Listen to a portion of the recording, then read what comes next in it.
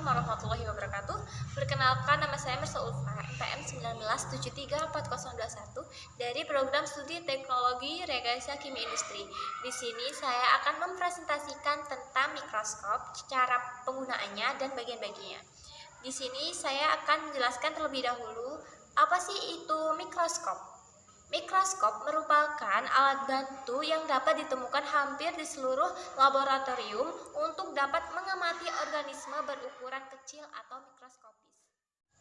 Selanjutnya saya akan menjelaskan bagian-bagian dari mikroskop. Yang pertama ada lensa okuler. Lensa okuler itu adalah lensa yang letaknya dekat dengan mata pengamat. Fungsinya adalah untuk memperbesar bayangan yang dihasilkan oleh lensa objektif dengan perbesaran benda 5 kali, 10 kali, atau 12,5 kali. Selanjutnya ada penjepit objek. Penjepit objek ini adalah untuk memegang, menahan, atau menekan kaca objek agar mudah digerakkan saat proses pengamat. Selanjutnya ada sakral lampu. Sakral lampu itu berfungsi untuk mematikan dan menghidupkan mikroskop. Kemudian ada pengatur makro dan mikro. Merupakan tuas putar yang tersedia pada mikroskop. Tuas ini memiliki fitur vertikal maupun horizontal, berfungsi untuk memfokuskan lensa pada objek yang diamati, baik itu secara vertikal maupun horizontal. Makro itu bersifat besar, sedangkan mikro itu bersifat kecil.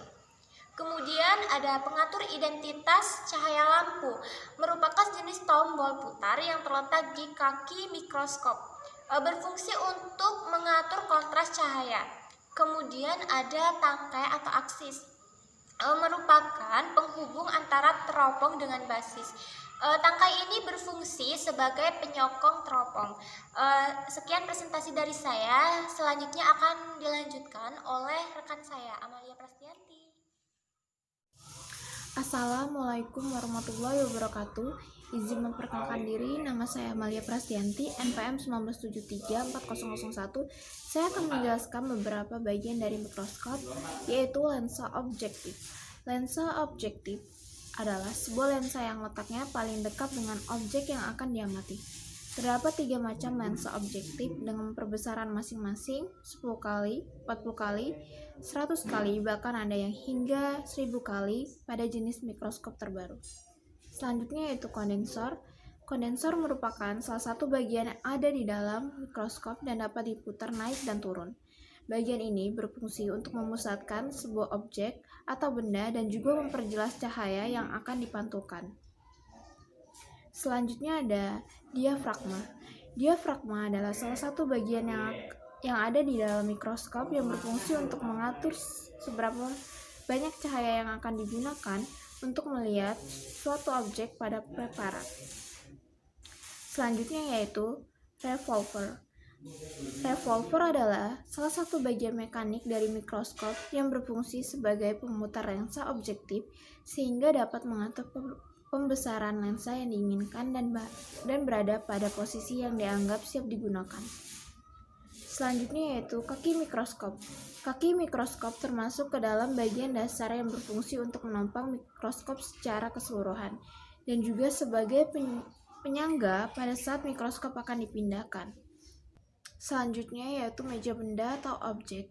Meja benda adalah salah satu bagian yang berfungsi sebagai tempat untuk meletakkan sebuah objek yang akan diamati. Selanjutnya yaitu sumber cahaya atau lampu yang berfungsi untuk memberikan cahaya kepada objek yang akan diamati.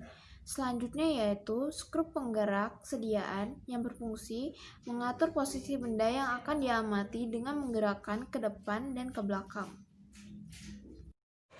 Assalamualaikum warahmatullahi wabarakatuh. Perkenalkan, nama saya Ulfa Latifatul Jannah, NPM 19734033 dari Program Studi Teknologi Rekayasa Kimia Industri. Di sini saya akan menjelaskan mengenai cara menggunakan mikroskop. Langkah yang pertama, letakkan mikroskop di atas meja dengan cara memegang lengan mikroskop sedemikian rupa sehingga mikroskop berada persis di hadapan pemakai. Jadi, kita harus meletakkan mikroskop ini di atas meja seperti pada gambar ini dengan posisi mikroskop berhadapan langsung dengan kita. Nih. Selanjutnya, putar revolver sehingga lensa objektif dengan pembesaran lemah berada pada posisi satu poros dengan lensa okuler yang ditandai bunyi klik pada revolver. Nah, selanjutnya kita putar revolver ini sampai berbunyi klik. Selanjutnya, mengatur cermin dan diafragma untuk melihat kekuatan cahaya masuk, hingga dari lensa okuler tampak terang berbentuk bulat. Jadi, kita harus mengatur cermin dan diafragmanya dulu untuk melihat kekuatan cahaya yang masuk. Kita mengatur cerminnya pada posisi ini, dan bisa kita lihat cahaya yang masuk seperti pada gambar ini. Selanjutnya, tempatkan preparat pada meja benda tepat pada lubang preparat dan jepit dengan penjepit objek atau benda. Nah, setelah itu kita tempatkan preparat ini di atas meja tepat pada lubang preparat. Lubangnya ini berwarna ungu ini. Lalu dijepit dengan penjepit objek. Selanjutnya, aturlah fokus untuk memperjelas gambar objek dengan cara memutar pemutar kasar sambil dilihat dari lensa okuler. Untuk mempertajam, putarlah pemutar halus. Nah, jadi untuk memperjelas gambar, untuk memperjelas gambarnya kita harus memutar ini.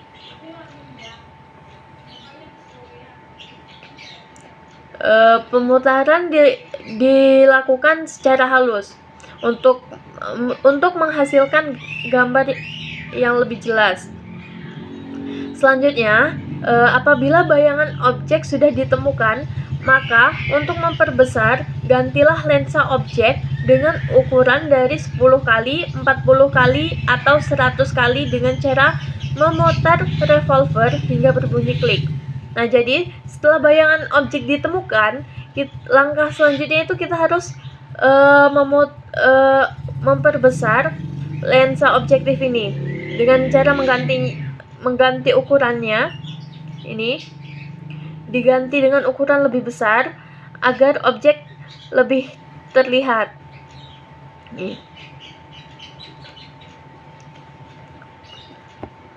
Selanjutnya, apabila telah selesai menggunakan mikroskop, bersihkan mikroskop dan simpan pada tempatnya kembali.